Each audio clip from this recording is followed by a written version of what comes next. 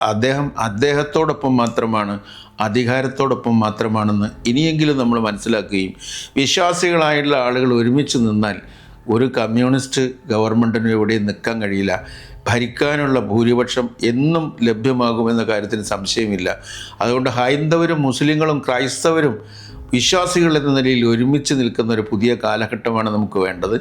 പാണക്കാട് സയ്യിദ് സാദിഖ് അലി ശിഹാബ് തങ്ങളെക്കുറിച്ച് ബഹുമാനപ്പെട്ട കേരളത്തിൻ്റെ മുഖ്യമന്ത്രി വളരെ ആക്ഷേപാർഹമായ രീതിയിൽ ചില പരാമർശങ്ങൾ നടത്തിയത് ഇന്ന് കേരളം മുഴുവൻ ചർച്ചയാണ്. കോൺഗ്രസിലേക്ക് ഈയിടെ ചേർന്ന ഭാരതീയ ജനതാ പാർട്ടിയിൽ നിന്ന് രാജിവെച്ച സന്ദീപ് വാര്യർ പാണക്കാട് പോയി തങ്ങളെ കണ്ടു എന്നത് വളരെ അസഹനീയമായി അദ്ദേഹത്തിന് തോന്നുകയാണ്. പ്രധാനമായും ഇന്ത്യൻ നാഷണൽ കോൺഗ്രസും മുസ്ലിം ലീഗും UDFുമാണ് ഇന്ത്യ മുന്നണിയുടെ ഭാഗമായിട്ടുള്ളത്. കമ്മ്യൂണിസ്റ്റ് പാർട്ടി ഇവിടെ അങ്ങനെ അല്ല പെരുമാറിക്കൊണ്ടിരിക്കുന്നത്. ഇന്ത്യ മുന്നണിക്ക് എതിരായി ഏതാണ്ടൊക്കെ ഭാരതീയ ജനതാ പാർട്ടിയോട് സഖ്യം ചെയ്തും ചാഞ്ഞും കോൺഗ്രസ് വിരുദ്ധതയും UDF വിരുദ്ധതയും തുടർന്നുമാണ് മുന്നോട്ട് പോയിക്കൊണ്ടിരിക്കുന്നത്. അതൊരു നിർഭാഗ്യകരമായ സാഹചര്യമാണ്. അതിൻ്റെ ഫലം അവർ ഭാവിയിൽ അനുഭവിക്കും. ഈ കേരളം ഭരിച്ചുകൊണ്ടിരുന്ന പിണറായി വിജയൻ ഒന്നാമത്തെ 5 വർഷം അവസാനിച്ചപ്പോൾ രണ്ടാം ഊഴത്തിലേക്ക് പ്രവേശിക്കുന്ന ഘട്ടത്തിൽ കേരളത്തിലെ മുഴുവൻ ന്യൂനപക്ഷങ്ങളുടെയും പിന്തുണ തേടി പല പല വിഷയങ്ങൾ അതിനുവേണ്ടി പുറത്തെടുത്തു.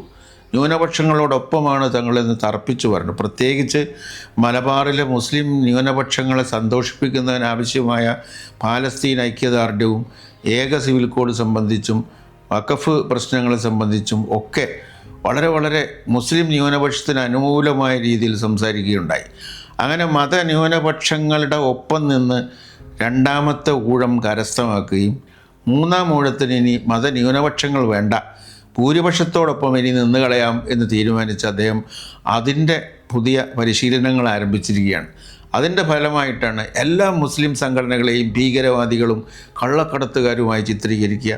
മലപ്പുറം പോലുള്ളൊരു പ്രദേശമാകെ വളരെ മോശക്കാരാണ് ജീവിക്കുന്നതെന്നും രാജ്യദ്രോഹികളാണെന്നും വരുത്തി തീർക്കുക.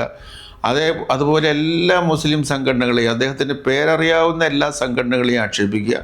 ആ കൂട്ടത്തിൽ മുസ്ലിം ലീഗിനെ ആക്ഷേപിക്കുക. അതിൻ്റെ അപ്പുറത്ത് കയറിയിട്ട് പാണക്കാട് സയ്യിദ് സാദിഖ് അലി ശിഹാബ് തങ്ങളെ ആക്ഷേപിക്കുക. ഇതൊക്കെ വിളംബരം ചെയ്യുന്നതിന് വേണ്ടിയാണ്.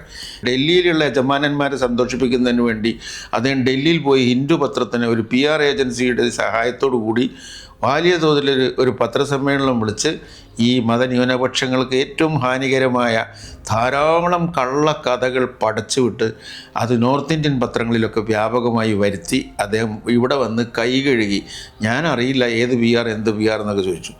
അങ്ങനെ ഡൽഹി ഉത്തരേന്ത്യയിൽ അത് വിളംബരം ചെയ്തു. ഇപ്പോൾ കേരളത്തിൽ വിളംബരം ചെയ്തുകൊണ്ടിരിക്കുകയാണ്. സത്യത്തിൽ എനിക്ക് പറയാനുള്ളത് മതന്യൂനപക്ഷങ്ങളോടും മതഭൂരിപക്ഷത്തോടും ഒന്നും ഇല്ലാത്തവരോട് എനിക്ക് പറയാനുള്ളത്, സത്യത്തിൽ കേരളത്തിൻ്റെ മുഖ്യമന്ത്രിയും ഇവിടുത്തെ CPMും മുസ്ലിങ്ങളോടൊപ്പമോ ഹിന്ദുക്കളോടൊപ്പമോ അല്ല.